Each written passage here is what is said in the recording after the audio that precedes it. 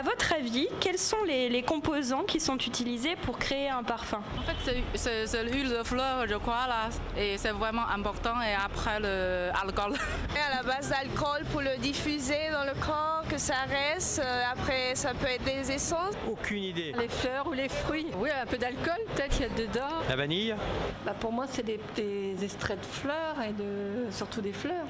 Peut-être des épices aussi. C'est peut-être des trucs synthétiques, j'en sais rien. Je pense qu'il a été de A à Z confectionné. Je suis très mauvaise en senteur particulière, mais je ne saurais pas dire comme ça. Mais je crois qu'on me parle souvent de bergamote dans ce parfum, mais je ne suis pas très sûre. Quel est votre parfum? J'ai ma marque préférée. Bleu de Dior. Jimmy Choo. Jaipur de Boucheron. Moi, je fais plutôt du Jean-Paul Gaultier, donc depuis que ça existe, en gros. Souvent Dior. On a quand même du mal à mettre des mots sur le parfum, Ouais. ça se confirme. Hein. Surtout que bleu, c'est pas de Dior, c'est de Chanel. Oui, bon, c'était un monsieur, on a parfois un peu de mal à se repérer. C'est drôle. On lui a offert, c'était un cadeau de sa femme. Donc, Les femmes d'ailleurs sont plus à l'aise avec le parfum que les hommes, Mais je en suppose. fait, je remarque qu'il y a énormément de personnes qui ne retiennent pas le nom de leur parfum. En fait. Ils reconnaissent le flacon. Et vous Plus. Alors, quelle est Quel votre parfum marque préférée, Alors votre moi, j'ai une histoire d'amour avec une marque qui s'appelle les éditions de parfum Frédéric Malle. Oui. C'est une véritable passion. En fait, j'ai commencé à porter un parfum qui s'appelle Musc Ravageur, qui a été composé par Maurice Roussel. Et en fait, c'est un parfum qui est totalement, exactement toutes les notes que j'adore. C'est-à-dire, ça rassemble un mélange de patchouli, de musc, d'épices, de résine et d'onguent. Et en fait, je trouve qu'il m'enveloppe de protection et en même temps un sillage très identifiable.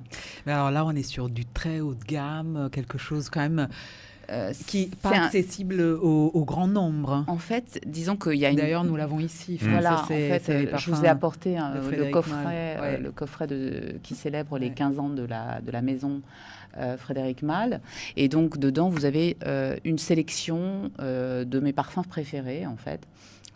Donc, en ce moment, je porte Portrait of a Lady, qui est donc un nom déjà très inspirant, qui est en fait qui symbolise le mariage de ce que j'appelle les amants terribles de la parfumerie, que je vais vous faire sentir. Il s'agit de la rose et du patchouli. En fait, ici, pourquoi amant terrible d'ailleurs? Ils s'entendent pas d'habitude? En fait, justement, ça crée en fait quelque chose d'absolument bouleversant de beauté et de séduction en même temps. C'est-à-dire que la rose, vous l'avez ici, et le patchouli au milieu, et je vous ferai sentir après ça. D'accord. Et vous pouvez mettre le parfum à côté si vous souhaitez. En fait, la rose, c'est véritablement la féminité, l'élégance, et c'est une rose turque que l'auteur, donc le parfumeur, donc Dominique Ropion, a utilisé dans cette formule, combinée avec le patchouli. En fait, le patchouli, je ne sais pas si vous savez ce que c'est, je vous ai apporté en fait des petits échantillons de matières premières, donc je vous invite à sentir. Il s'agit de petites feuilles qui sont originaires d'Indonésie et qui étaient utilisées pour protéger les tissus. C'est-à-dire que en fait, c'est comme de l'antimite à la base. On roulait les tissus, notamment à la fin du 19e siècle. Ces tissus, notamment des cachemires, des broderies, étaient roulés et transportés sur les bateaux jusqu'au port de Londres. Et là, les femmes très élégantes s'arrachaient ces tissus. Mais l'histoire ne dit jamais si elles se les arrachaient pour la beauté du tissu ou l'odeur qui s'en dégageait. Parce que, en fait, au moment où on déroulait tous ces rouleaux merveilleux, vous aviez un parfum absolument exceptionnel qui se dégageait. Vous avez pu sentir, et vous l'avez senti aussi sur touche. C'est exceptionnel. Je préfère beaucoup plus ça à l'antimite qu'on met bien sûr, les couvertures. D'ailleurs, ça m'intéresse de savoir et en fait, il y a une expression qui vient de cette époque-là, en fait, c'est que sur les grands boulevards, notamment les grands boulevards parisiens, vous aviez des femmes très élégantes qui se promenaient avec des châles en cachemire. Et en fait, on disait « elles cocotent ». Oui. Et elles cocotent parce qu'elles sentaient particulièrement fort. Elles avaient non seulement ces robes avec les faux culs, donc elles se dandinaient comme des poules. Coco Chanel le décrit parfaitement bien, puisqu'elle elle s'est battue contre ça. Enfin, elle a jeté ce type de style.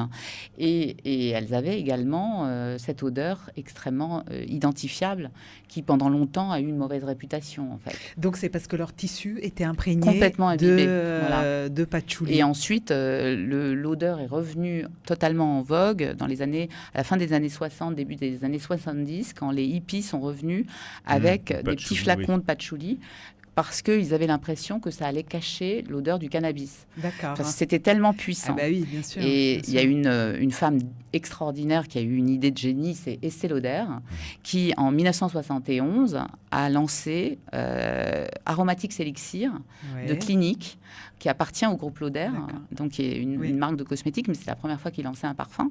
Et en fait, ça a été une révolution olfactive, sans aucune publicité, uniquement par bouche à oreille. En fait, ce parfum a été transmis et est devenu un succès mondial. Et c'est aussi un accord rose patchouli. Donc en fait, quelque part, Portrait of a Lady a suivi une filiation et une évolution. On va le sentir, parce que du coup, il est là-dedans. Donc on peut en mettre... Je vous donne une touche à sentir. Tenez. Alors je vais d'ailleurs vous donner un petit conseil pour sentir, pour ceux qui nous voient. Oui. En fait, c'est de prendre la touche entre le pouce et l'index et de ne surtout pas faire ça. D'accord. C'est le meilleur moyen de saturer. C'est C'est de faire passer la touche devant le nez sans la conserver trop longtemps pour laisser le temps à l'information d'arriver au cerveau et à la mémoire de se mettre en route pour justement avoir les émotions qui ressurgissent. Moi, je le sens déjà. C'est pas la peine de me le passer. Mais vous m'aviez senti en arrivant. J'adore. Ça vaut le coup de le ressentir, je pense. Oui, c'est... Alors en fait, je vous invite à aller visiter une boutique Frédéric Malle parce que vous allez vivre une expérience incroyable dans ces boutiques. Ça y est, je sens des notes du parfum de Stella McCartney. C'est le côté, la rose. Oui, c'est la rose et ça y est, effectivement. La rose, et il y a du musc également. C'est ça qui revenait quand je vous ai senti rentrer avec ce parfum. Ça y est. Tu vois, comme quoi les souvenirs reviennent. Bon, alors là, on est dans du très, très haut de gamme, du sur-mesure. Mais au moins, vous ne changerez plus de parfum. Si vous commencez à l'adopter, c'est impossible de changer. Moi, je pense que je vais aller vers tout ça. Par contre, Romaric, je pense que vous avez un peu, arpenté les statistiques pour voir les top 10 des parfums qui traversent le temps. Qui traversent le temps, ouais. Certains parfums sont cultes, tellement cultes qu'ils traversent le temps. Vous le disiez, qu'ils se transmettent même de génération en génération. Résultat, ils font partie des meilleures ventes en parfumerie. Alors, quels sont ces parfums? Dans le classement, on retrouve numéro 5. De Chanel, créé en 1921. Il est aujourd'hui en décalage avec les senteurs plus sucrées qui inondent le marché. Faudra-t-il changer sa composition pour le remettre au goût du jour? Surtout pas. C'est sûr, car Chanel numéro 5 reste le plus cultissime des parfums. Arrive ensuite Shalimar de Guerlain, à la fois profond, envoûtant, pulpeux et suave, j'allais dire comme moi, mais pas vraiment. Il continue de susciter le désir. Ah, pourquoi pas? Ça lance la mode, Shalimar, des olfactions orientales. Absolument. Voilà, il reste donc dans la cour des grands, arrive Opium d'Yves Saint-Laurent, note orientale, toujours épicée, mandarine, jasmin, myrrhe, et ça pimente la séduction, mesdames, c'est bon à savoir. Angel de Thierry Mugler arrive maintenant, donc on le disait tout à l'heure, le précurseur des accords sucrés depuis sa création en 92. Donc il est encore quand même dans les top dans le top 10. 10 des ventes de parfums. Arrive ensuite J'adore de Dior, lancé en 99, parfum plus fleuri. On parie d'ailleurs qu'il n'a pas fini de conquérir le cœur des femmes. Et arrive Flower by Kenzo de Kenzo, créé en 2000, flacon épuré et note légère et fragile de coquelicot. Magnifique. Alors il y a des parfums, donc ceux-là vraiment ils sont inscrits dans l'histoire. Il y a des parfums plus récents qui marquent les femmes et qui se vendent très très bien. La vie est belle de Lancôme, La petite robe noire de Guerlain, Coco Mademoiselle de Chanel, Miss Dior de Dior, voilà les nouvelles tendances dans les parfumeries. Alors chez les hommes, oui, vous allez poser la question. Je les ai quasiment tous portés, quand même, à part Chanel numéro 5 et Kenzo, je crois. Pourquoi, mais les autres... Pourquoi pas Chanel? Vous n'avez pas osé? Chanel numéro 5, moi, j'y arrive pas. Il y a quelque chose qui me dérange. Alors, je sais pas quoi. mais il y a quelque chose peut-être de trop strict, je sais pas. Il est très statutaire, il est Oui, d'un grand chic, mais peut-être qu'il impressionne aussi.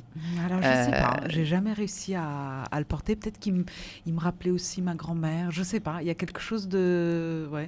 Mais il est porté depuis quand même presque un siècle, donc peut-être que ça marque les esprits, peut-être que vous avez envie de changer. Il garde une lumière, un éclat absolument incomparable. Et Kenzo, trop fleuri pour moi. Trop fleuri. Mais vous l'avez jamais essayé, à mon avis, parce qu'il vous plairait. Ah oui. En fait, il est très moelleux, très rassurant, très confortable. En fait, il est construit aussi sur beaucoup de musc blanc. Là, je vous fais sentir. Que j'adore. Parce que le coquelicot n'a pas d'odeur. Enfin, c'est une fleur muette. Donc c'est disons une projection très inspirante pour le consommateur, mais c'est une invention, une invention et donc une interprétation finalement de l'auteur, du parfumeur. C'est bon. Et en fait, c'est construit véritablement sur une odeur très rassurante qui est le musc blanc, qui est une note de synthèse. Et bien évidemment, quand je parle de synthèse, c'est pas du tout péjoratif ni négatif. Sans la synthèse, la parfumerie d'aujourd'hui n'existerait pas, et ça, il faut bien le retenir, même si c'est pas souvent communiqué. Et donc, ça fait véritablement partie de l'univers olfactif du 21e siècle d'utiliser ce type de notes. Je demanderai qu'on m'offre Kenzo pour essayer. Voilà. C'est bientôt Moi, je voulais juste revenir au numéro 1 des parfums masculins, c'est Invictus de Paco Rabanne.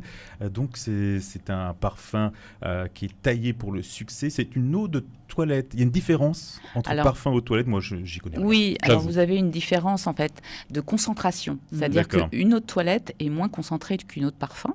En fait, si je vous fais un petit schéma très simple, vous avez d'abord l'eau de Cologne qui est concentrée à peu près entre 2 et 5%. Le reste étant de l'alcool qui va s'évaporer, qui est un très bon support, un très bon vecteur pour véhiculer le parfum. Ensuite, vous avez l'eau de toilette qui est en général concentrée entre, disons, 8 à 12% de concentrer, le reste étant de l'alcool sur fin de parfumerie. Et ensuite, vous avez l'eau de parfum qui va de, disons, 15 à 20% de concentration, et donc qui vous permet d'avoir plus de sillage, plus de tenue, plus de rémanence. Ça reste. Et ensuite, vous avez aussi. Et ensuite, vous avez l'extrait. Il ne faut pas oublier. C'est vrai. Et l'extrait, en fait, c'est pas du tout la même utilisation. C'est beaucoup plus gras. Vous avez pratiquement jusqu'à 30 à 40% de concentré dans le flacon. C'est pour ça qu'ils sont tout petits, parce que vous allez l'utiliser uniquement sur les points de pulsation, là où le sang afflue, là où le corps est le plus chaud, puisque c'est là que vous allez diffuser beaucoup plus. Ah oui, j'allais vous demander, le parfum, on le met sur la peau? Bien sûr. Enfin, vous n'êtes pas obligé de le mettre que sur la peau. En tout cas, plus il est gras, plus il faut éviter de le mettre sur des vêtements, bien évidemment. Ouais. Mais si vous trouvez que vous n'êtes pas suffisamment parfumé, ou vous avez l'impression que votre parfum ne sent plus sur vous parce que vous êtes totalement habitué, en fait, moi, j'ai des petites suggestions. C'est déjà d'avoir un corps gras sur la peau, d'hydrater votre corps. C'est le meilleur vecteur, c'est le gras. Et donc, ensuite, vous vous parfumez par-dessus, ça va sublimer le sillage. Ensuite, vous pouvez parfumer l'ourlet de votre veste, en fait, parce que chaque fois que vous allez bouger, ça va véhiculer votre signature. Et puis, quand on a les cheveux longs, bien évidemment, un peu les cheveux, ou en tout cas dans la nuque, pour justement participer, ou les écharpes, etc. etc. Voilà. Alors Alessandra, nos journalistes maison ont continué à se promener dans les rues de Paris. Elles ont demandé aux personnes qu'elles ont croisées quand est-ce qu'elles se parfumaient. Réponse. À quelle fréquence vous parfumez? Tous les jours, Si je sors, oui, mais si chez moi, non. Une fois par jour. Quand je sors, c'est comme si je mettais un bijou, voilà, comme si ça fait partie de l'ensemble. Je me maquille un peu plus, le restant du temps, je suis naturelle. Tous les jours, demi-bouteille. Ça veut dire que le dimanche, je n'en porte pas.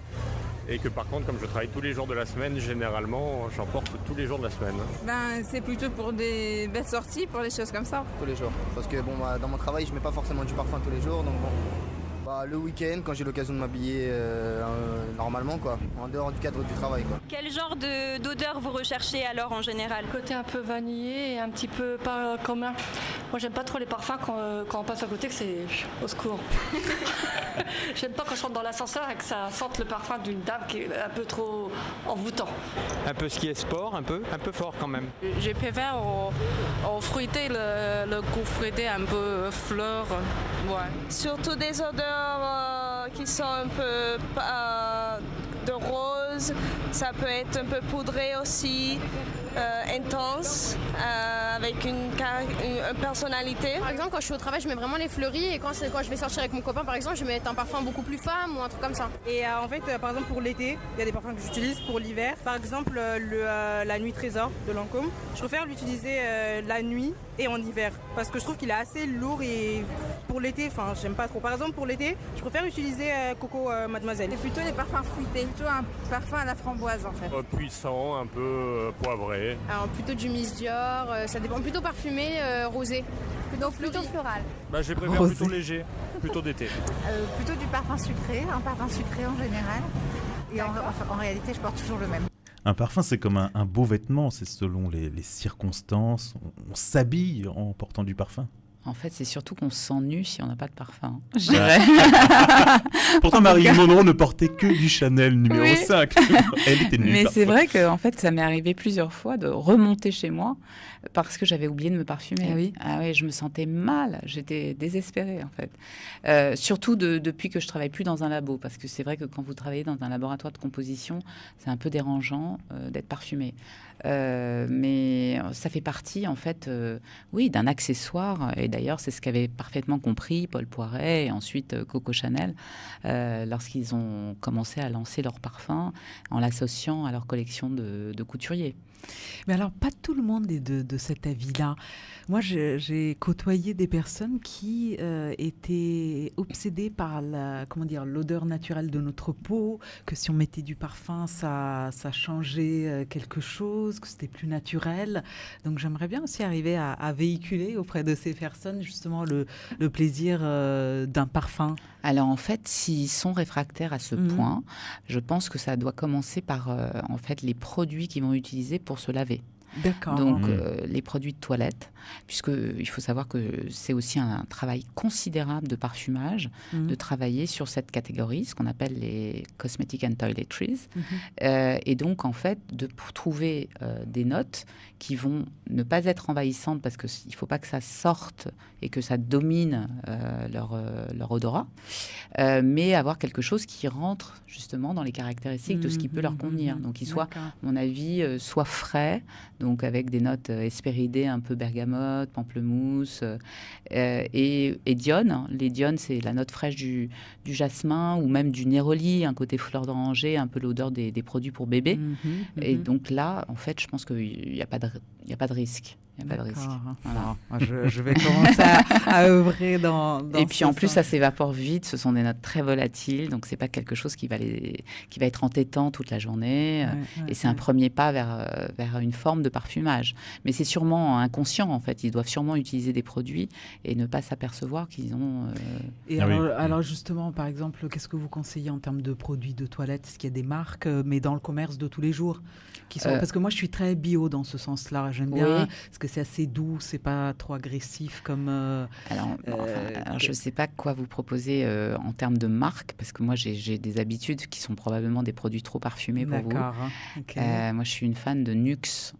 C'est une marque de pharmacie, de parapharmacie, et qui a une odeur extraordinaire, une signature. D'ailleurs, j'utilise tous les produits solaires à cause de l'odeur. D'accord. Et donc, ils ont aussi des produits pour la douche le bain, qui sont particulièrement agréables. Il n'y a pas d'interférence entre le parfum qu'on va mettre après et ces produits de toilette? Pas du tout. Non, pas du tout. En fait, c'est suffisamment discret pour ne pas... Pour pas empiéter sur le parfum qu'on mettra. Non, mais sinon, après. vous avez beaucoup de produits en grande surface, en fait, qui sont de grande qualité et qui, justement, vous offrent une palette de possibilités extrêmement large. Et il ne faut pas hésiter à ouvrir et à sentir. C'est ce que je fais. C'est comme l'adoucissant pour le linge. C'est impossible d'acheter un adoucissant sans sentir. C'est pareil. Oui, j'ouvre les bidons. Je vais vous faire sentir justement l'odeur de la lessive, puisqu'on en a parlé tout à l'heure. C'est une molécule de synthèse qui s'appelle le dihydromercénol, qu'on appelle le DHM entre nous, et qui a véritablement révolutionné toute notre histoire, toute notre génération, puisqu'on l'utilise depuis les années 70, et que en fait, des tonnes de cette molécule sont utilisées chaque année dans les produits de lavage, dans les produits de lessive. Ce qui fait qu'on dit que ça sent le propre. Voilà, c'est c'est exactement en fait l'odeur de la chemise propre blanche fraîchement repassée. Ouais. Et donc je vais vous faire sentir également l'édione, parce que l'édione en fait c'est une note qui est apparue en 62 et qui a fait une révolution olfactive également. C'est la note fraîche que vous avez dans le jasmin et qui a été surdosée dans un parfum très célèbre qui s'appelle Eau sauvage de Dior. Je ne vous l'avais pas cité dans les best-sellers. Mais il est de deuxième des ventes. Ah voilà. Et c'est un véritable chef-d'œuvre qui a été créé par un parfumeur qui s'appelle Edmond Rodniska, qui a été le grand inspirateur de toute la génération des parfumeurs d'aujourd'hui, puisqu'il a vraiment prôné avant l'heure que le parfum était un véritable art et que le parfumeur est un artiste à part entière. Et ça, je suis tellement dans cette philosophie également de pouvoir valoriser le parfumeur et de montrer au public que c'est un métier artistique. Alors bien évidemment, l'objectif, et c'est ce qu'on a vu avec tous vos classements, c'est de vendre au plus grand nombre, mais il faut savoir que ce sont de longs mois de gestation, de travail, de formulation, avec une remise en question permanente pour arriver au meilleur assemblage possible. Et ça, en fait, c'est très peu communiqué, même s'il y a de plus en plus d'articles aujourd'hui dans la presse qui s'intéressent au parfum, de plus en plus de personnes qui communiquent sur les réseaux sociaux sur le sujet, avec beaucoup de talent parfois. Il faut savoir que c'est un véritable métier d'apprentissage. Il faut plus de 10 années d'apprentissage pour devenir parfumeur, et pas uniquement en suivant des cours dans une école, mais en pratiquant. Parce qu'il n'y a que avec la pratique, on va pouvoir comprendre. Et la pratique, c'est sentir. C'est sentir, c'est écrire des formules, faire des accords, ce qu'on appelle faire ses gammes. C'est copier la nature, donc copier une rose sans utiliser une goutte de rose, copier un jasmin sans utiliser une once de jasmin, reconstituer la nature avec des molécules de synthèse. Et ça va être aussi de copier les grands classiques. Apprendre à faire un Chanel 5, apprendre à faire un Chalimard, apprendre à recréer une eau sauvage ou une eau de Cologne. Et ensuite, une fois qu'on maîtrise tous ces codes, tout ce cadre d'histoire et de patrimoine, puisque c'est un véritable patrimoine culturel, on va pouvoir sortir du cadre. Et j'utilise toujours une citation de Picasso Pablo Picasso, qui disait « Je copie, je copie, je copie, et un jour, je rate ma copie et je crée un chef-d'œuvre ». En fait, Picasso, comme vous le savez probablement, a été... a eu une éducation très stricte où il a appris tous les grands maîtres de la peinture classique, et son père le forçait à aller voir toutes les grandes expositions. Il passait des heures à copier les grands classiques, et jusqu'au jour où il avait tellement appris qu'il a réussi à réinventer à sa manière son art. C'est la même chose pour les parfumeurs. Je peux citer Dominique Ropion, qui a écrit un livre merveilleux qui s'appelle Aphorisme d'un parfumeur, dans lequel il explique à quel point il a appris la nature et dans tous ses retranchements et à décortiquer chacune des fleurs qu'il va utiliser. On l'appelle d'ailleurs le maître des fleurs dans le métier. Et en fait, Dominique Ropion est véritablement un maître qui a la patience, la délicatesse et la dextérité pour être capable de composer justement avec toute cette précision qu'offre aujourd'hui la palette. Parce qu'il faut savoir que la palette du parfumeur, la palette de matières premières a énormément évolué, et qu'aujourd'hui on a la possibilité d'être beaucoup plus précis, un petit peu comme le parallèle que vous pourriez faire avec la chimie, avec la chirurgie, entre la chirurgie du début du siècle, la microchirurgie où on n'a même plus besoin d'ouvrir. Aujourd'hui, vous pouvez véritablement choisir un instant T de la fleur ou de la note qui vous intéresse. Et donc, ça vous donne des formules plus courtes, bien évidemment, mais beaucoup plus difficiles. Justement, la précision, c'est ce qu'il y a de plus dur. Et ces formules sont secrètes, ce sont des secrets industriels. Oui, complètement. Surtout. Elles sont secrètes et bien gardées. Et c'est ce qui fait aussi le côté mystérieux de ce métier. D'ailleurs, vous avez été, comme vous l'avez évoqué, femme de l'ombre pendant longtemps, avant, quand vous travailliez pour les grandes marques, et que du coup, c'est vous qui concoctiez. Alors moi, j'étais pas compositeur, mais j'accompagnais, en fait, j'ai fait beaucoup d'évaluations et de marketing, mais côté des parfumeurs. Et du coup, en fait, je travaillais main dans la main. J'étais un des petits maillons qui accompagnait le parfumeur jusqu'à la conclusion et le lancement du produit. Et puis ensuite, j'ai travaillé pour justement verbaliser et de mettre des mots pour essayer de créer des expériences sensorielles qui puissent permettre à la fois aux vendeuses, mais aussi, non, vendeuses et vendeurs bien sûr, mais aussi on reste un peu sur le côté féminin dans cette émission, au grand public, de pouvoir découvrir des nouveaux parfums comme certains que vous avez cités, comme Invictus, comme 1 Million, comme Angel ou des choses comme ça, des parfums d'aujourd'hui. Et puis il y a énormément de choses dans les tiroirs pour continuer à créer justement des expériences sensorielles nouvelles. Et si on écoutait Jill Islak, et on se retrouve juste après pour justement concocter peut-être le profil de Romaric au niveau parfum, allez, pourquoi pas.